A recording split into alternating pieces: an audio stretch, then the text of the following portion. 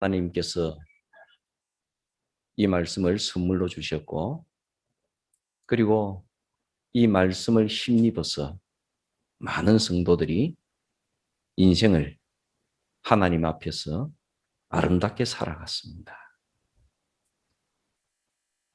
우리에게 있어서 가장 소중한 것은 삶입니다. 우리가 살아간다는 것이죠.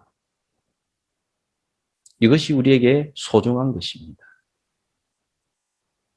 그런데 이 살아가는 데 있어서 항상 누구의 삶이든지 살아있는 모든 사람에게 있는 것은 세 가지가 있다고 말씀하십니다. 누구에게나. 그것이 믿음, 소망, 사랑이 살아있는 사람 누구에게나 있다. 그렇게 말씀하십니다.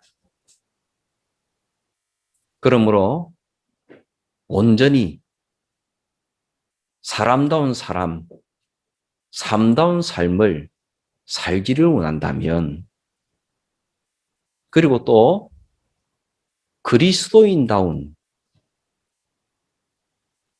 삶을 살기를 원한다면, 특별히 다른 어떤 것보다도 믿음과 소망과 사랑이 충만해야 한다. 그렇게 말씀하십니다.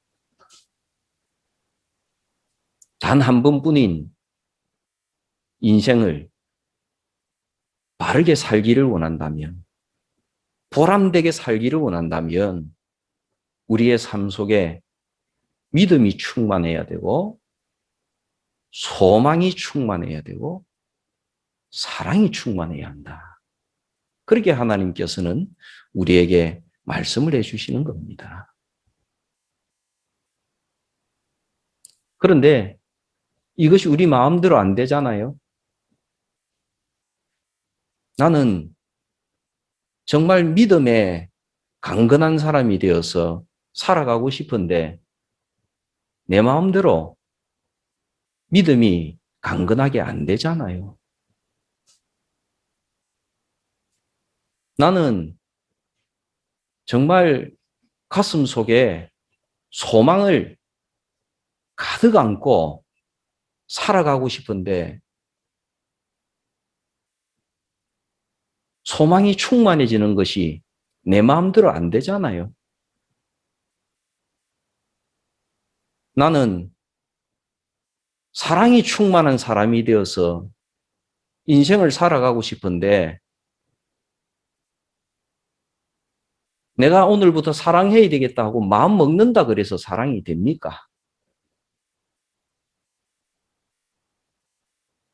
사랑스럽게 보여야지 사랑이 우러나는 거고, 사랑이 우러나야지 사랑을 할 수 있는 것이지, 사랑이 무슨 의무적으로 되는 겁니까? 오늘부터 나는 사랑하겠어. 그런다고 해서 사랑이 됩니까? 이 세 가지는 항상 사람이라면 누구의 삶에나 다 있는 것이고 또 있어야 할 것이지만은 그것이 내 마음대로 되지 않는다는 그런 특징을 가지고 있습니다. 인생은 짧습니다. 정말 짧은 게 인생이에요. 그래서 전도서에서는 그렇게 말을 합니다. 인생은 헛되다.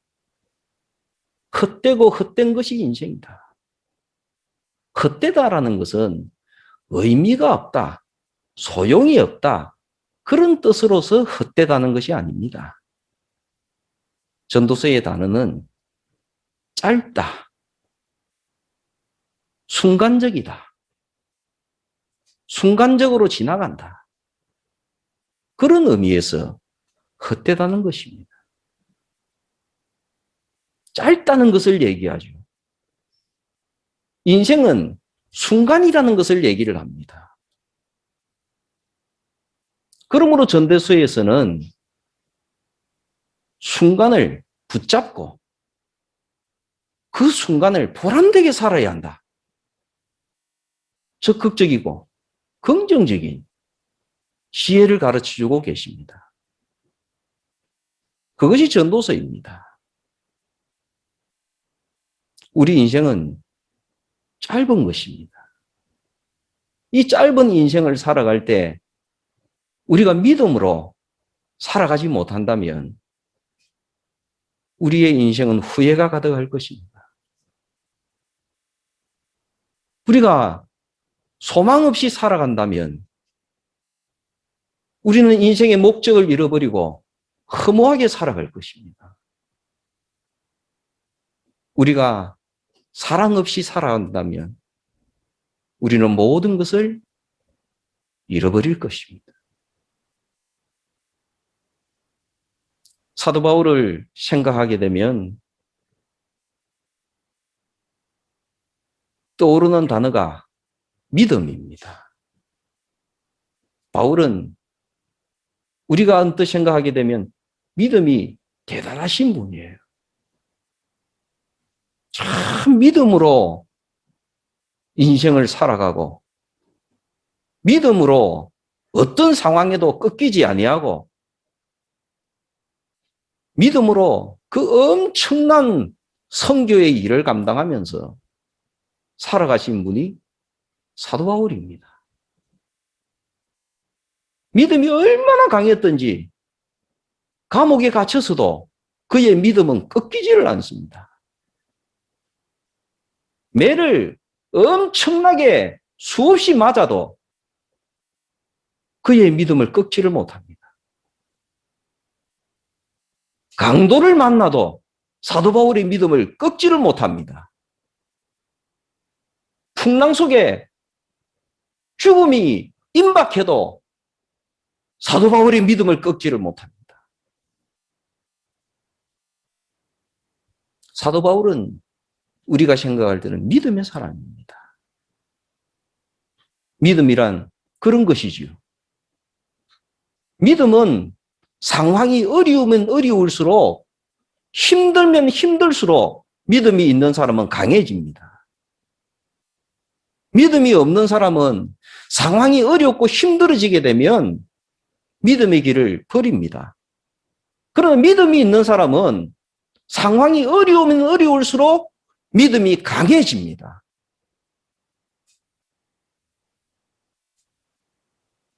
진정한 믿음은 꺾이지 않습니다.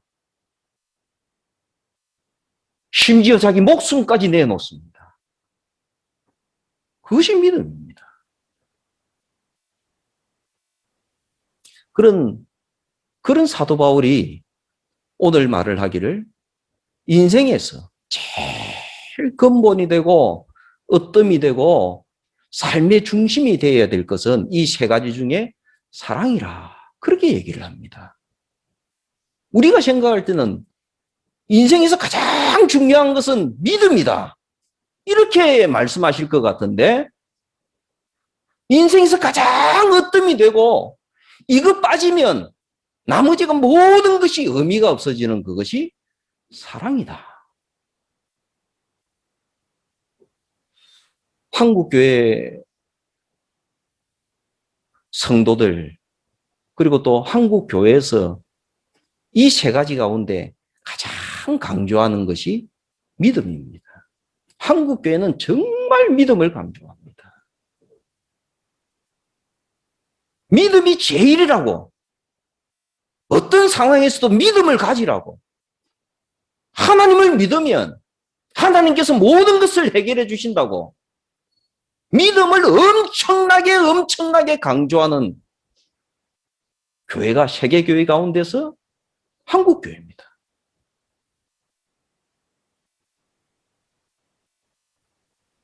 그래서 우리들은 신앙생활을 하면서 예배당에서 믿음으로 살아야 되겠다. 믿음 있는 사람이 되어야 되겠다. 그것을 배우면서 그렇게 자랍니다. 그런데 이 믿음이 우리도 강한 믿음을 가지고 싶은데 이 믿음이 어디서 생겨납니까?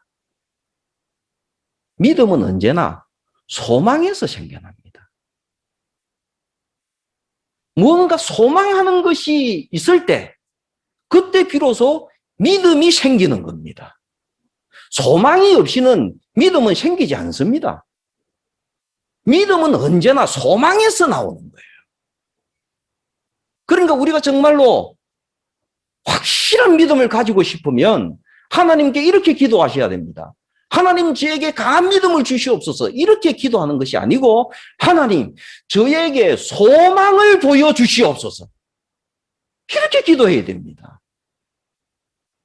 여러분들 가슴 속에 천국에 대한 소망이 확실하게 있다면 그 사람은 천국을 확실히 믿고 살아갑니다. 인생의 모든 것을 들여서 천국을 믿는 그 믿음으로 살아갑니다. 그러나 천국을 아무리 믿고 싶어도 천국에 대한 소망이 없는 사람은 천국에 대한 믿음이 생기지 않습니다. 믿음은 언제나 소망에서 나오는 거예요.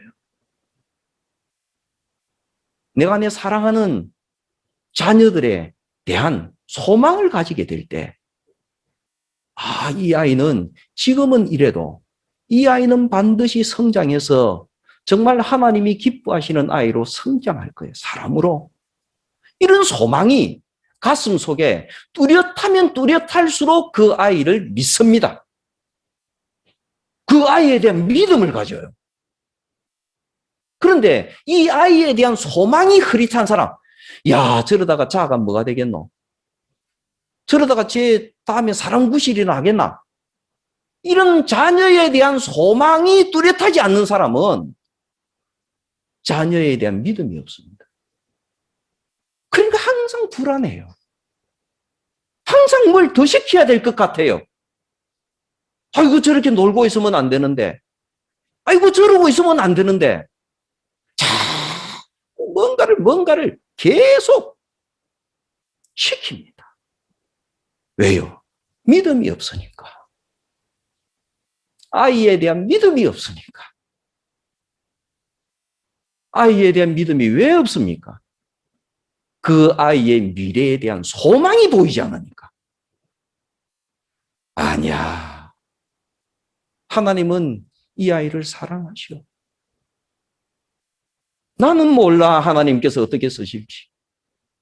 그러나 하나님께서는 이 아이를 사랑하시오. 이 아이를 불러주시고 이 아이를 구원하시고 이 아이를 통해서 하나님의 뜻을 이루시고자 하는 이 아이가 행복하기를 원하시는 하나님의 뜻이 있어. 나는 몰라 이 아이가 어떻게 성장해서 어떻게 하나님이 쓰시는 어른이 될지 일꾼이 될지 나는 몰라. 그러나 분명한 것은 하나님께서 하나님의 뜻 가운데서 이 아이를 인도하실 거고 반드시 이 아이를 하나님이 기뻐하시는 사람으로 세우실 거야. 이런 소망이 보이게 되면 그 아이를 믿을 수 있습니다. 아이가 놀아도 믿어줄 수 있습니다. 아이가 사고를 쳐도 믿어줄 수 있습니다. 마음은 아파도. 이것이 전부가 아니야. 그 아이에 대한 믿음이 사라지지 않습니다. 자녀들에게 있어서 제일 큰 든든함이 뭔지 아십니까? 부모가 자기를 믿어준다는 겁니다. 내가 실수한 걸 분명히 알아요. 내가 잘못한 걸 알아요. 그런데도 부모가 나를 믿어준다는 거. 이것이 제일 큰 힘이 됩니다. 그래서 믿음은 우리 삶에 있어서 너무나도 중요한 이 믿음은 소망에서 온다는 것. 그러므로 사랑하는 성도 여러분, 믿음에 굳건한 사람이 되기를 원하십니까? 그러면 소망을 위해서 기도하십시오.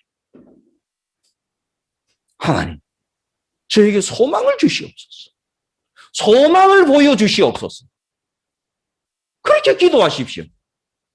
여러분들 가슴 속에 소망의 크기만큼 믿음의 크기가 변해갈 것입니다.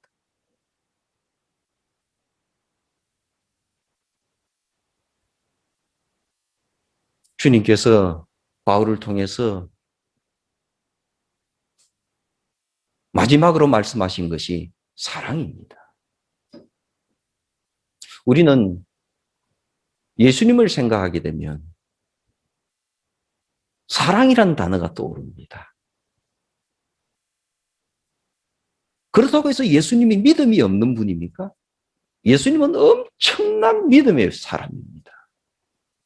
믿음으로 사신 분입니다. 예수님이 소망이 없는 분입니까? 예수님은 하나님 나라에 대한 소망이 엄청난 분이었습니다. 제자들 개개인에 대한 소망, 제자들 개개인에 대한 믿음, 대단하신 분이었습니다. 그들이 예수님의 눈앞에서 예수님을 부인하고 배반할지라도 예수님은 제자들을 믿습니다. 얼마나 위대한 믿음을 가지고 계신 분입니까? 그런데도 예수님의 생애를 전부를 우리가 묵상하게 되면 단어 하나만 고르라고 하게 된다면 우리는 주저할 것 없이 사랑이라는 단어를 고릅니다. 예수님의 생애는 사랑이셨어. 사도 바울은 이것을 이야기하고 있는 겁니다. 우리가 살아가는 인생은 언제나 부분적입니다. 믿음도 부분적이요. 소망도 부분적이요. 사랑도 부분적입니다. 다 부분적입니다. 그러나 그 가운데서 영원히 있을 것. 그것은 사랑입니다. 믿음도 부분적으로 있다가 이 땅에서는 항상 있는 것이 돼 부분적으로 있다가 영원한 하나님 나라를 가게 되면 믿음은 더 이상 필요하지 않습니다. 하나님이 내 눈앞에서 보이는데 그게 무슨 믿음이 필요합니까? 하나님의 나라가 내 앞에서 펼쳐졌는데 그게 무슨 소망이 필요합니까? 그러나 영원토록 있는 것은 사랑입니다. 사랑이에요. 이 세상에 있는 믿음과 소망과 사랑은 항상 있는 것이고 있어야 할 것이고 풍성하게 있어야 할 것이지만 우리가 살아가는 동안 믿음과 소망과 사랑은 언제나 부분적입니다. 나는 부분적인 믿음을 가지고 있고 나는 부분적인 소망을 가지고 있고 나는 부분적인 사랑을 가지고 있는 사람입니다. 이 땅에 있는 모든 사람은 그것을 인정하고 살아야 됩니다. 내가 가지고 있는 믿음이 온전한 믿음이다. 내가 가지고 있는 소망이 온전한 소망이다. 변하지 않을 소망이다. 내가 가지고 있는 사랑이 온전한 사랑이다. 그렇게 생각하고 살아가게 되면 비참한 결과가 나옵니다.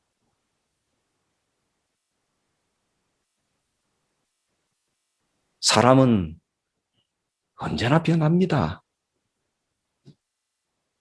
하나님을 믿는 믿음은 변하지 않는 겁니다. 그러나 그 믿음이 부분적이기 때문에 나는 하나님을 믿습니다. 그것은 변하지 않지만 믿습니다라는 게 의미가 뭐냐? 어떻게 믿는 거냐? 믿는 것을 표현하는 방법은 뭐냐? 뭐가 잘 믿는 거냐? 이렇게 질문을 하게 되면 사람마다 다 달라집니다. 국가마다 달라져요. 교회마다 달라진다고요. 왜요? 배운 게 다르고 경험한 게 다르니까. 하나님을 믿는 것은 동일하지만 그 외에 믿음의 분량들이 다 다르니까요. 거기서 만약에 내가 가지고 있는 믿음이 부분적이다. 소망이 부분적이다. 이것을 인정하지 않는다고 하게 되면 믿음은 곧 폭력으로 변합니다.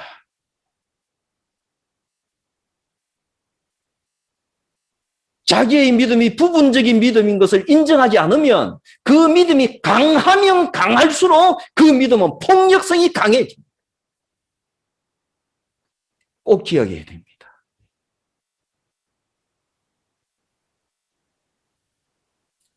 우리는 지금 통합책에 소속이 되어 있습니다. 한때 어떤 교단에서 우리 통합을 보고 이단이라 그랬습니다. 말도 안 되죠. 우리가 왜 이단이에요?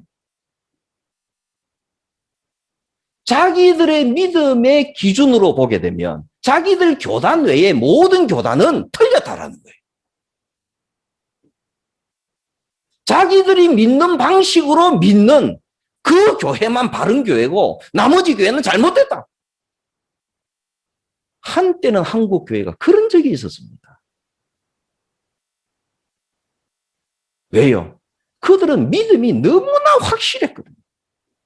그러면서도 자기들의 믿음이 부분적이라는 것을 인정을 안 합니다. 자기들의 믿음이 온전한 믿음이라고 인정하는 거예요.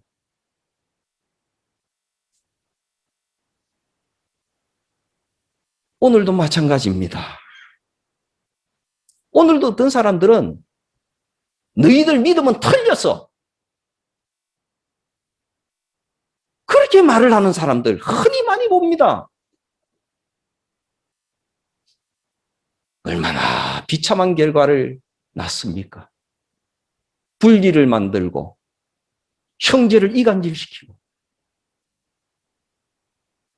성도 여러분, 우리는 믿음과 소망과 사랑이 부분적이라는 것을 인정하지 않으면 종교처럼 폭력적인 게 없다는 것을 항상 기억을 해야 됩니다. 인류 역사상 가장 폭력적인 사건 중에 하나가 십자군 전쟁입니다. 십자군 전쟁이 왜 일어났습니까? 믿음 때문에 일어났습니다. 믿음 때문에. 믿음이 충만하고 오직 믿음으로 내 목숨까지 바치는 그 믿음의 열정 때문에 일어난 것이 십자군 전쟁이에요. 십자군 전쟁을 통해서 얼마나 많은 생명들이 죽었는지 아십니까? 얼마나 많은 고통들이 일어난지 아십니까? 나하고 믿음이 다르다 그래서 이슬람 교도들은 다 죽여야 될 대상입니까? 그게 하나님의 뜻이에요.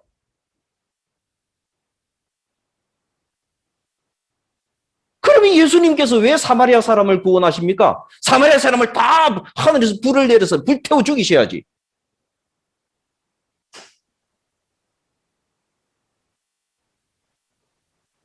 그거 아니잖아요.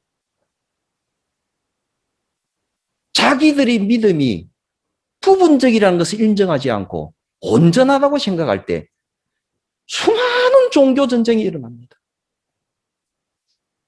버마 사건도 그 배후에는 종교 전쟁이에요. 이스라엘과 팔레스타인도 그 배후에는 종교 전쟁이라고요. 믿음의 문제라고요. 믿음의 문제. 믿음은 커지면 커질수록 일시적으로는 흐릿해집니다. 믿음의 폭이 커지면. 믿음은 줄어들면 줄어들수록 단단해지고 강해져요.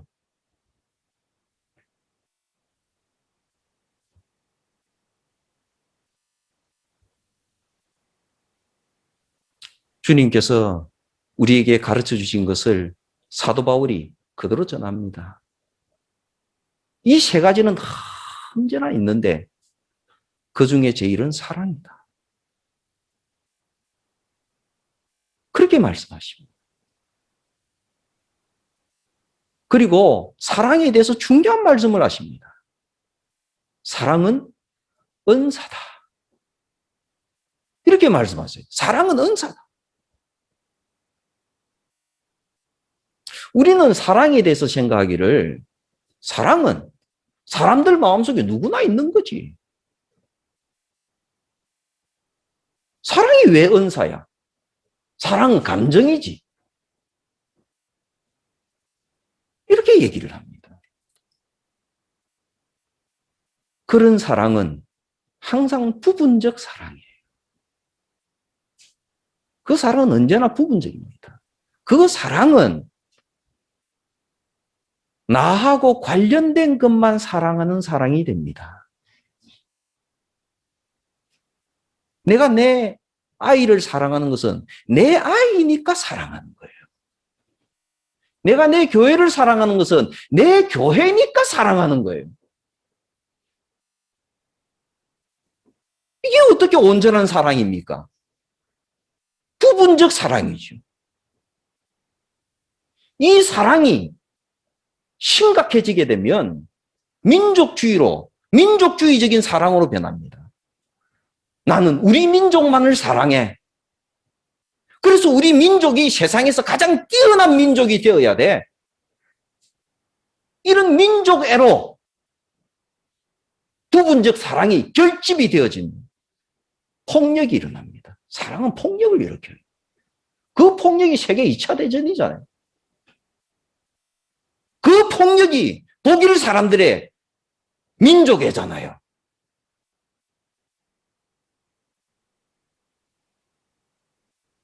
독일 사람들만 사랑하지 나머지 나라는 사랑하지 않지 않습니까?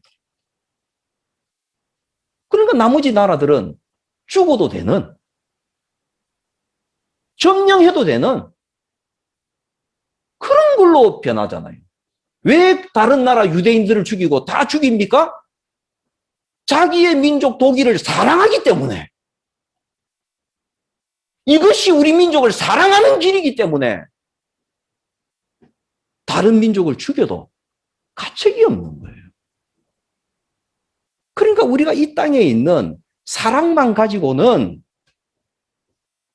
영원한 하나님 나라에서 있게 될 그 영원한 사랑과 바로 연결되지는 않습니다.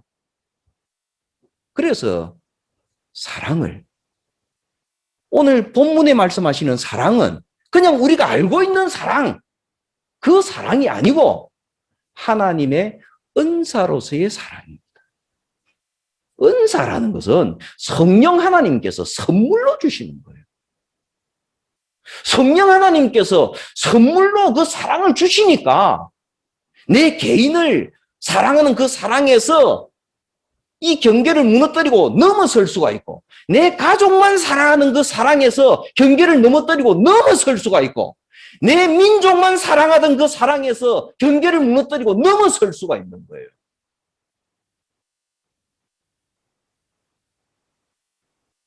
그 사랑이 은사로서의 사랑이요, 영혼과 잇대어지는 사랑이죠. 요즘 학교 교과서에 울지마 톤자하는 그런 내용이 교과서에 나오죠? 초등학생들. 그런 사랑이 어디서 나와요? 어떻게 가족을 뛰어넘고 개인을 뛰어넘고 민족을 뛰어넘어서 어떻게 그렇게 사랑이 상상도 못할 모습으로 나타나는 거예요? 그것은 은사로서의 사랑입니다. 은사로서의 사랑. 이 은사로서의 사랑은 힘입니다. 힘이 있어요. 능력이 있어요. 우리가 사랑을 중심으로 하는 사람이 되어지게 될 때 우리 가슴 속에 있는 믿음의 폭을 넓힐 수 있습니다. 우리가 은사로서의 사랑을 하게 될 때 우리는 비로소 우리의 소망의 폭을 넓힐 수가 있어요. 그렇지 않게 되면 우리는 마지막까지 이기적인 소망과 이기적인 믿음과 이기적인 사랑을 하다가 인생을 마치게 될 겁니다. 단순히 교회에 출석을 한다 그래서 내가 영원에 잇대어지는 사랑을 가지고 있다라고 생각하지 마십시오. 우리들은 다 이 땅에 매여 있는 사람들이고 우리는 다 부분적인 사람들이에요. 우리는 하루하루를 살아가면서 하나님의 도우심이 없이는 살아갈 수가 없는 사람. 우리의 믿음을 하나님의 은사 가운데서 점검받고 점검받지 않으면 우리의 믿음은 폭력적 믿음이 됩니다. 우리의 소망을 하나님의 은사 가운데서 점검받고 점검받지 않으면 이기적인 소망으로만 남아 있습니다. 우리의 사랑도 마찬가지고. 사도 바울도 한때는 그랬습니다. 이 얘기를 하고 마치려고 합니다. 사도 바울도 한때는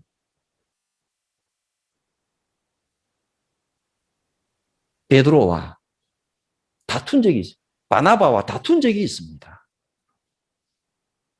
마가를 전도에 데리고 갈 거냐 안 데리고 갈 거냐. 바울의 믿음으로 보게 되면 마가를 선교에 데리고 가는 것은 안 됩니다. 이런 믿음을 가지고 있는 사람을 데리고 가면 안 되는 거예요. 그게 사도 바울의 믿음이었습니다. 그런데 바나바는 아니다. 데리고 갑시다. 얘기합니다. 그것이 바나바의 믿음이었어요. 두 사람이 다툽니다. 믿음이 그렇게 좋은 분들도 믿음 때문에 다투는 거예요.